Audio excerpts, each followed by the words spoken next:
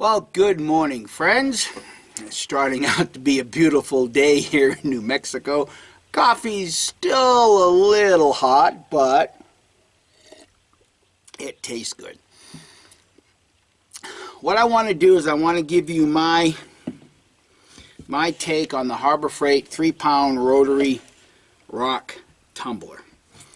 And what prompted me to do this is that over the past few weeks I've been watching a lot of videos regarding maintaining these rock tumblers, and something occurred to me that out of all the videos that I've watched, it seems like to me everybody that's had a failure with these tumblers has always been with the tumblers that have the dual drum, and most of the failures come from these front bushings wearing out. And within those videos, they obviously show you what their remedy is for fixing that failure. And you can go on YouTube, research it yourself if you've got those type of issues. So what I want to talk about in particular is the single drum. Now, as best as I can, I went back on this channel, Lane Beaver Trading Company, and I went to the very first video that I ever did talking about homemade gunpowder. And come April 2024, that will be 2 years. Now, I will tell you that I was making my homemade gunpowder prior to that video. I just hadn't done any videos on it. So I was using this prior to 2 years. And I wanted to give you guys my take on this, any wear and tear that I've experienced and what I've done to overcome that. And it might benefit you if you decide to buy one of these, and or if you decide to buy the double drum tumbler, you might know what to expect. Okay, first of all, what I observed about the double drum tumbler is that you still have the same tumbling or the same rotary mechanism, same motor, everything else. The only thing that's different is that they make these rods, the carrier rods and the weight rod, the one that actually does the tumbling, all they've done is just made that longer. And because they're using the same plastic bushings, all of that weight from the tumbler is transferred to the front of your housing, your framework here. Okay, because I'm using the single drum, I have not experienced that. Now let me just kind of put into context how many hours I've actually used this. Okay, now remember, for 2 years, you can go back on this channel and you can see how many videos I've done in making homemade gunpowder. Now, for every pound of gunpowder, you're looking at 454 grams. Once again, you can go back on this channel and you can see that for every tumbling session for my homemade gunpowder, I tumble it 30 hours. Unless I'm in a hurry to do a video or something like that. But generally speaking, I tumble it for 30 hours. And it's a slow tumble, and I'm not an advocate of slow tumbling, fast tumbling. Do whatever floats your boat, okay? But what I want to get at is that when I set out to make a pound of powder, and because it says on the side here 3 pounds, what I did and what I typically do is I use only 100 grains of the formula, which is 75 grams potassium nitrate, 75 grams of the charcoal, and I use 11 grams of sulfur, which is right at 100 grams. Just in case I forgot to mention, I'm going to insert this right here because this became an afterthought. That did I mention this or not? So I'm going to put it in case I didn't mention right here. I know on the side of the tumbler it says 3 pounds.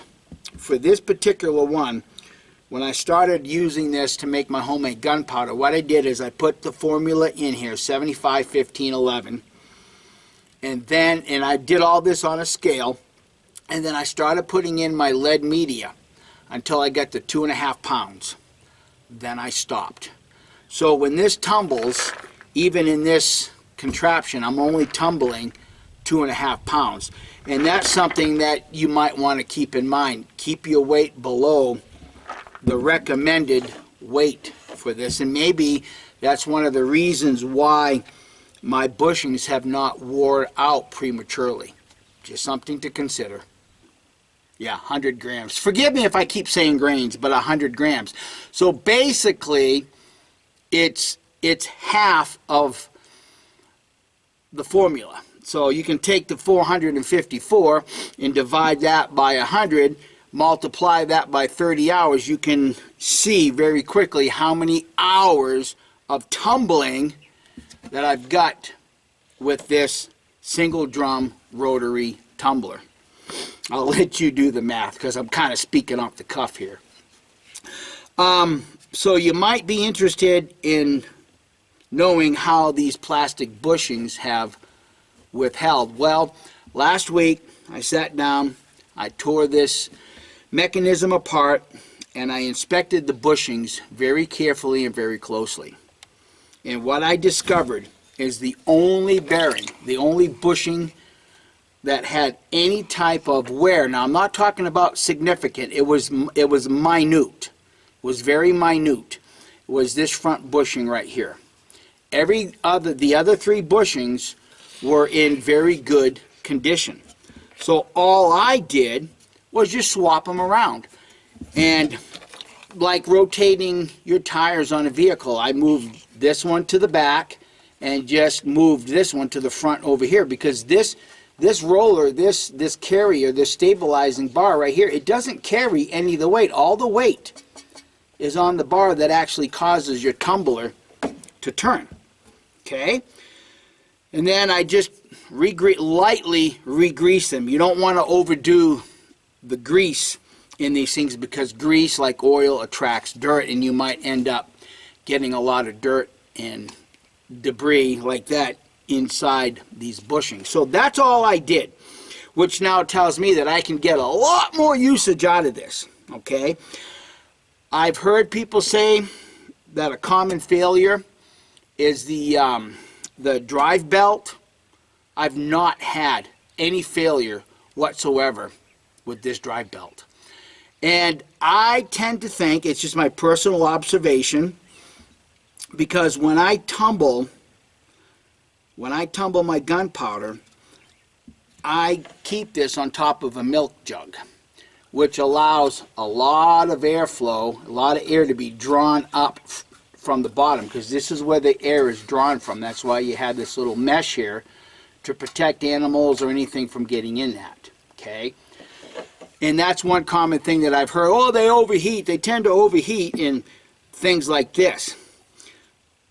But if you can imagine you setting this on a flat bench, what you've done is you've restricted the airflow right here by setting it on a bench. Let me try to give you a little close-up here. So I think you can imagine how restrictive of the airflow you've just created. Those little fins on top, they're obviously not enough. You know, and I recognize that, you know, right off the bat when I purchased this. It's like, man, these cooling fins are real hot. That's when I started getting this off of a flat surface and setting it on top of, well, in my case, it's just one of those old plastic milk crates, because it allows more airflow to keep everything running cooler.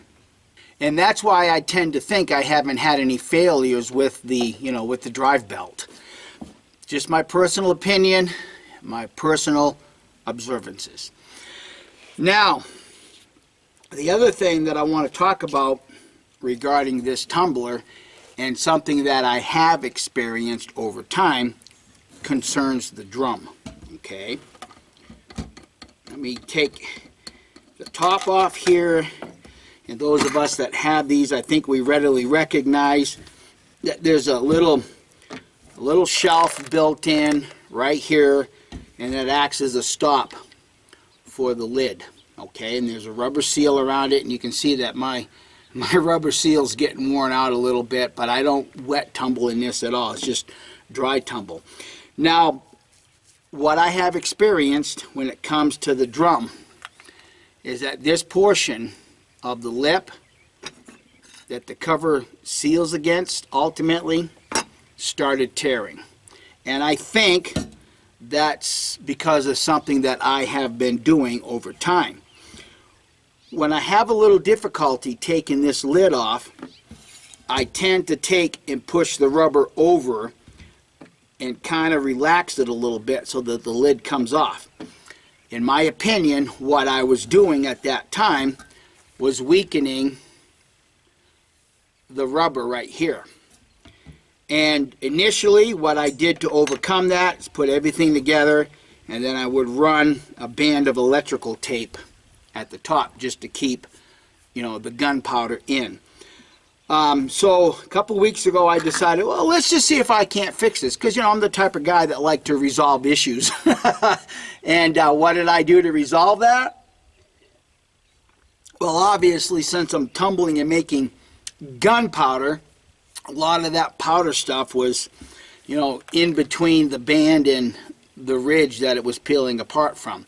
So I cleaned it up, washed it several times with acetone, let it dry, and then I put contact cement, and I let it dry like contact cement is supposed to work, and now it's on there good enough. I won't say it's on there permanent, but it's good enough for this intended purpose. At this point, will it keep water from seeping out if you're using this as a wet tumbler? Well, obviously I don't know, and I will probably never know because I don't use this as a wet tumbler. There are better things on the market for wet tumbling than this, in my opinion. So really, after all the years that I can document, at least 2 years that I can document in using this, the only complaint that I have regarding this particular setup is the fact that that rubber lip is peeling away, and I'm pretty convinced that it's something that I've done to do that, not so much in the making of this. And then one other complaint that I hear a lot is this little piece of plastic right here that keeps your drum from coming all the way forward and rubbing up against the inside. And you know, if you look at your tumbler, the inside wall, you can certainly see, I don't know if the camera's picking it up, but you can certainly see that whether you have that little piece of plastic thing, right, retainer, it's still going to do it. So my thing is I'm not concerned about that because it's just a piece of plastic. I'm sure if you look around your shops and inside your homes, I'm sure you could probably find a piece of plastic on your own to replace that. So for me, that's not a complaint. It's really not a complaint. So anyhow, that's my review of this after, you know, 2 years minimum. And like I said, I was using this to make homemade gunpowder prior to my very first video on homemade gunpowder, and I can actually document that on this channel. So anyhow, friends, I hope you can take away something from this. And there again, if you're experiencing, you know, any type of problem, in particular with the double drum, in my opinion, and from what I've seen and what I have observed on my own, most of the problems and the complaints are coming from the ones that have the double drum, and it's excessive wear. And in my opinion, I think it's because of the extra weight on the same piece of plastic bushing as opposed to a singular drum on the same bushing. There's not near as much weight tumbling because it's all tumbling on a short axis instead of a longer axis. You're doubling the weight and you're still using a plastic bushing.